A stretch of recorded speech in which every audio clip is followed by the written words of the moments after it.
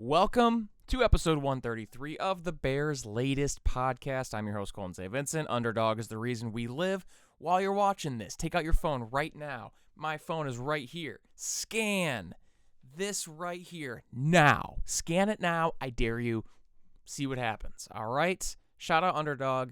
Let's get into it. Jay Glazer, he reports something that Max Crosby's time with the Raiders is most likely done. He's tired of the rebuilds. He wants to just kind of move on, and he's most likely to be with a new team next year. Yahoo Sports confirmed it. Diana Rossini confirmed it. Now, what stinks is Diana Rossini also said a report that he has expressed, he has said before, he really wants to play for Mike Vrabel. That's a bummer, all right? Now, does that mean he'll go to Mike Vrabel? Sure, but it's just kind of sucks because when he asked when Diana Rossini asked Vrabel, Vrabel's like, yeah, dude, he told me. I know this already, so that blows. Now, it also kind of sucks because New England has become a destination again, and I hate them. I respect them, but I'm glad that's in the past. I want a new team. And this blows. So, Max Crosby, what would his price be? According to some reports, Jay Glazer sort of nudged at the fact that he thinks it's going to be more than Micah Parsons. Now, this is just sort of what happens with trades. Like, once one trade happens, if a guy is just as good as him, he has to top the last trade. So, who knows if it's actually that much? But not only has he said he wants to play with Vrabel, there was another interview earlier last year in the past that he was asked if the Raiders were off the table, what team would he like? And he actually said the Lions. So, Patriots and Lions not looking ideal. Crosby has shared this sentiment with Mark Davis, Pro Football Talk. So it looks like he's done. Keep an eye out for what you guys think. Micah's price was 2 firsts. I think that's an absolute no-doubter. Max Crosby is so good that I would trade a first and a second this year and a first next year and call it that because this dude is an absolute game wrecker. Imagine... To be honest with you, we'll probably in this situation, in this scenario, we would probably have to get rid of Montez Sweat. You get any sort of pass rusher in the draft, any sort of monster athletic beast, pair him with Max Crosby, that'd be sweet.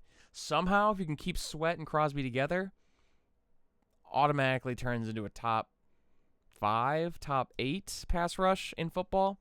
And we were just in like the 20s. So obviously plenty of work to be done.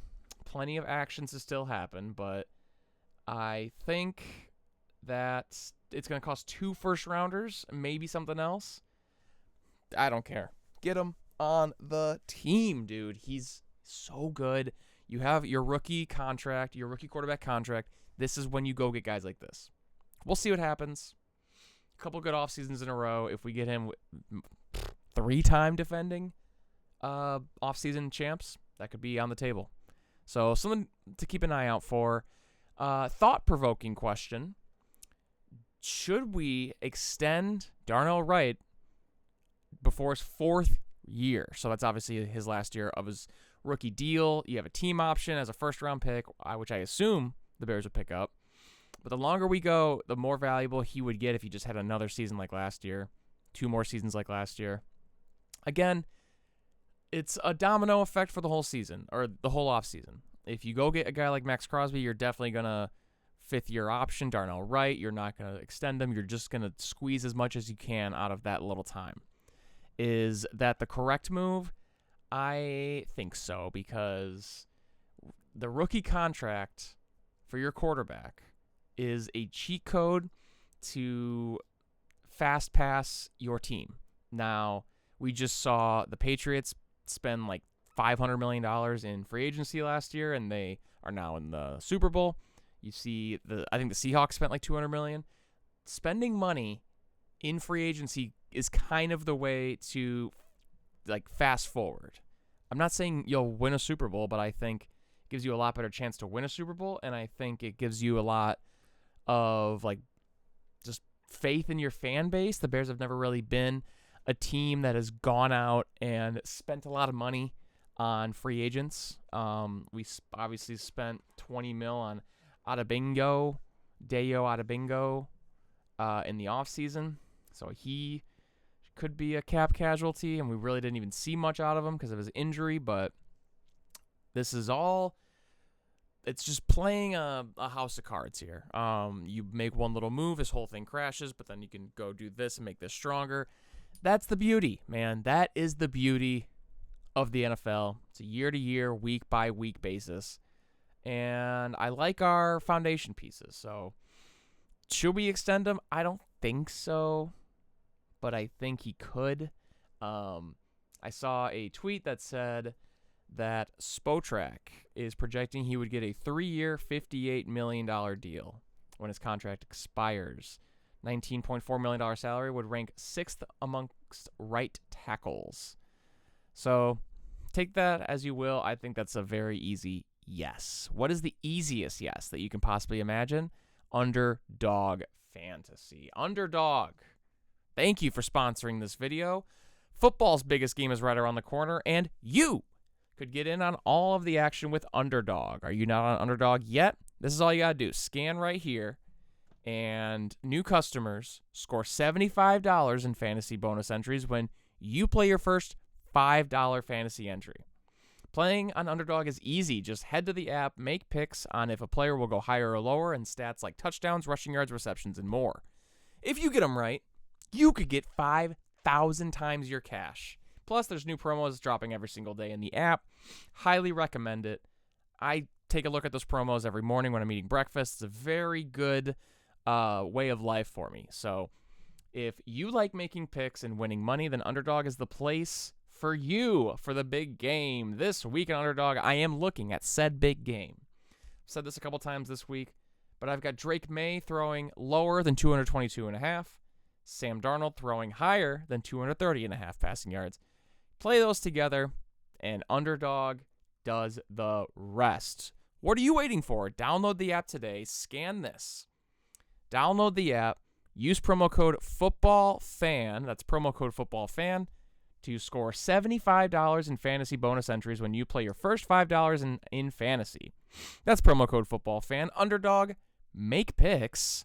Win money. Must be 18 plus. 19 plus in Alabama and Nebraska. 19 plus in Colorado for some games. 21 plus in Arizona, Massachusetts, and Virginia. And present in a state where Underdog Fantasy operates. Terms apply. See assets.underdogfantasy.com/play and get terms DFSTML for details. Offer not valid in Maryland, Michigan, New Jersey, New York, Ohio, and Pennsylvania. Concerned with your play? Call 1-800-GAMBLER or visit www.ncpgambling.org. In New York, call the 24/7 helpline at 1-878 or text HOMI 467-369. We have a new running back coach, Eric Stoodsville. He is coming over as the new running backs coach to replace Eric Bieniemy. Where is he from? He's from the Dolphins. He was the associate head coach and running backs coach under Mike McDaniel, but he's also been there 2017, all the way back to he was the Broncos. He was the Bills running backs coach, running game coordinator. The dude has a shit ton of success building good running backs. Obviously, we saw Achane form into top 5 running back in football, and that is because of him. The Denver Broncos always had a fantastic running game, no matter who they had. He was there.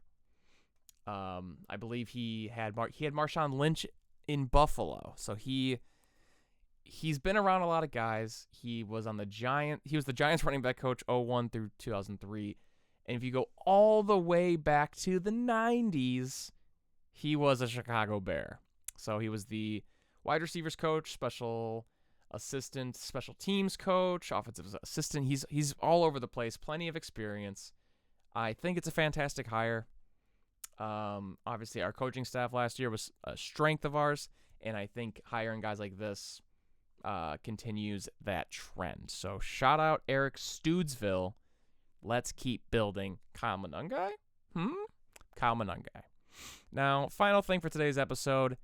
our old pal, should be a Hall of Famer. I will scream at the mountaintops for this, but Charles Peanut Tillman quits the FBI. I believe he quit over immigration stuff. Whether you care about that or not, this is not a politics show. We are talking about the possibility of of CBS, NBC, Fox picking up a drama of a former Pro Bowl football player in the NFL, created the Peanut Punch, created something that everyone calls the Peanut Punch to this day. It's Hall of Fame worthy with his stats, Hall of Fame worthy. But that's a drama on CBS if I've ever heard one. Former NFL player turned FBI agent. You get like a quirky guy, either, I don't think a love interest, but I think some quirky sidekick that doesn't really know much about the law and doesn't play by the rules because he doesn't know it. And Charles Tillman is playing by the rules because he's an NFL guy, but he also knows the gray area. That's how he gets his guy. That is Peanut. 7 o'clock, Tuesdays, CBS. Be there, be square. Just, if you ever see that happen, you know you heard it here first, which would be absolutely insane. So that's it, guys. That is it for episode 133 of the Bears' latest podcast. If you haven't scanned this yet, I don't know what the frickin' heck you're doing. Scan it. Download Underdog. Thank you, Underdog. Thank you for watching. We'll catch you guys in the next episode. I love you, Ben Johnson. I love you, Caleb. Thank you for watching. Peace in the middle.